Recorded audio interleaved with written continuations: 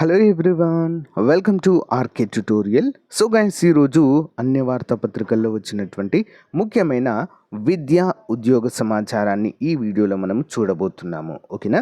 ముందుగా సచివాలయ వ్యవస్థపై త్వరలో విధి విధానాలు అంటూ ఒక అప్డేట్ అయితే ఉంది.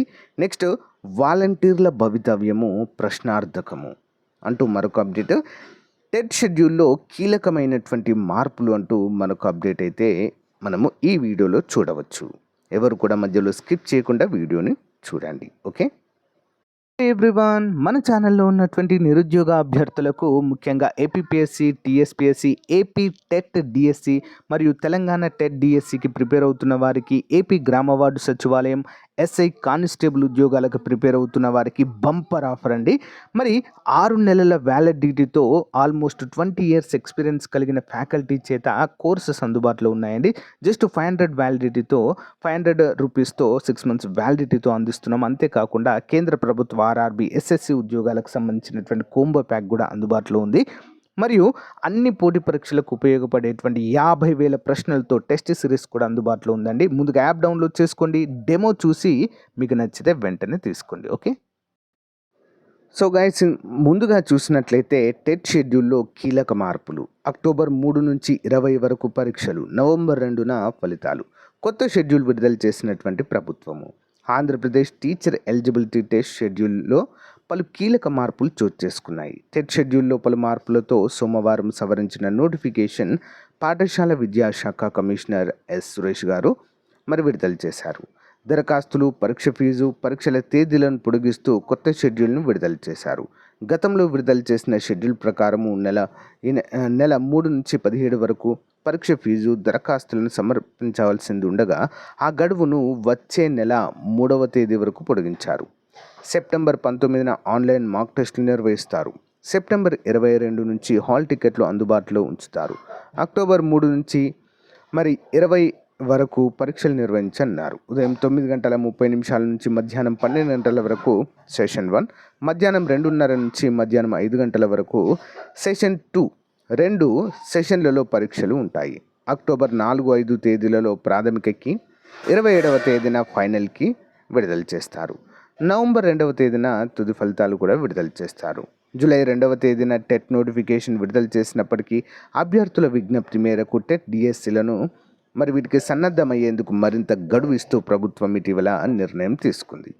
పాత నోటిఫికేషన్ ప్రకారం ఆగస్టు 5వ తేదీ నుంచి 20వ తేదీ వరకు టెట్ పరీక్షలు జరగాల్సి ఉండగా రివైజ్ షెడ్యూల్ ప్రకారం అక్టోబర్ 3వ తేదీ నుంచి 20వ తేదీ వరకు నిర్వహించాలని ప్రభుత్వం నిర్ణయించింది. డిఎస్సితో టెట్కు 20% వెయిటేజ్ ఉన్న విషయం తెలిసిందే. మార్పులతో కూడిన టెట్ షెడ్యూల్ విడుదల కావడంతో 16,347 టీచర్ పోస్టుల భర్తీకి మెగా డిఎస్సికి సంబంధించిన నోటిఫికేషన్ విడుదలకు ప్రభుత్వం సిద్ధమవుతుంది అంటూ మనకైతే క్లియర్గా తెలియచేయడాన్ని చూడవచ్చు. నెక్స్ట్ అప్డేట్ చూసినట్లయితే వాలంటీర్ల భవితవ్యము ప్రశ్నార్థకం అంటూ మరొక అప్డేట్ అయితే ఇచ్చారండి. కొనసాగింపుపై తర్జన భర్జన. జూన్ నెల అటెండెన్స్ సంతకాలకే పరిమితం. 8వ తేదీ వచ్చిన అందని జీతాలు. ఆందోళన చెందుతున్న వాలంటీర్లు కొనసాగింపుపై స్పష్టత ఇవ్వని ప్రభుత్వము. వైసీపీ కోసము రాజీనామా చేసిన వాలంటీర్లకు నో ఛాన్స్. ఆంధ్రప్రదేశ్ రాష్ట్రంలో వాలంటీర్ల వ్యవస్థ మనుగడ ప్రశ్నార్థకంగా మారింది.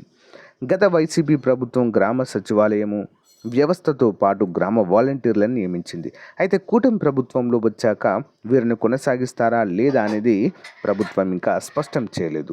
ప్రస్తుతం వీరు రోజు విధులకు హాజరవుతున్నారు. కేవలం అటెండెన్స్లో సంతకాలకే పరిమితమవుతున్నారు.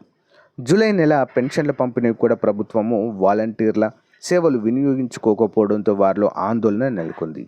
ఉద్యోగం ఊడుతుందో తెలియని పరిస్థితి ఏర్పడింది. జూలై 8వ తేదీ వచ్చిన వేతనాలు కూడా అందకపోవడంతో వారు మరింత ఆందోళన చెందుతున్నట్లుగా తెలుస్తుంది. 1,00,000 మందికి పైగా రాజీనామా అయితే చేశారండి. రాజీనామా చేసిన వారి పరిస్థితి అంతే అండి. ప్రభుత్వం ఇలాంటి నిర్ణయంలో ఉందంటే వాలంటీర్ వ్యవస్థ ఉంచుతూనే ఎవరైతే ఉద్యోగం చేస్తున్నారో వారికి 3 సంవత్సరాలు మాత్రమే టైం ఇస్తారండి. ఆ 3 సంవత్సరాల జాబ్లో ఉంటారు, ఆ ఉద్యోగంలో ఉంటారు. తర్వాత 3 సంవత్సరాలు అయిన తర్వాత వారికి మళ్ళీ రెండవసారి ఛాన్స్ ఉండదు. అలాంటి ఒక ప్రత్యేకమైనటువంటి విధానం అయితే తీసుకురాబోతున్నట్లుగా తెలుస్తుందండి. హామీ అమలు జరిగాను. మరి ప్రభుత్వము అధికారంలోకి రాకముందు వాలంటీర్ వ్యవస్థను కొనసాగిస్తాము. ప్రతి వాలంటీర్‌కి 10,000 రూపాయల వేతనం ఇస్తామని చెప్పేసి కూడా ప్రకటించడం అయితే జరిగిందండి. కానీ అనుకున్నట్లుగా అదైతే జరుగుతుందా లేదా అని మరి వాలంటీర్లలో చాలా అంటే చాలా సందేహాలైతే వ్యక్తమవుతున్నాయి. చూడాలి మరి దీనిపైన ఎలాంటి నిర్ణయం తీసుకుంటారు అనేది. నెక్స్ట్ వన్, సచివాలయ వ్యవస్థపై త్వరలో విధి విధానాలు. డాక్టర్ మంత్రి డోలా బాల వీరాంజనేయ స్వామి.